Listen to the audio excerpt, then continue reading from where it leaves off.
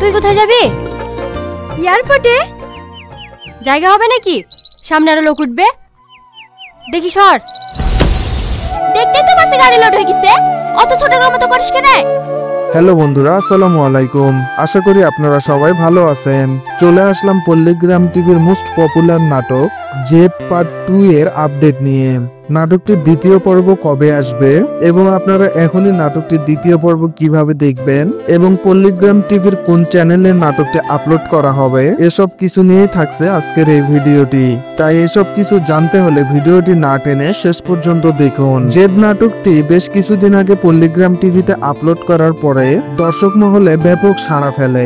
এজন্যই মূলত জেদ পার্ট 2 এর শুটিং এর কাজ শুরু হয়েছিল। তাহলে কবে আসবে নাটকটির দ্বিতীয় পর্ব তা জানিয়ে শেষ করব ভিডিওটি।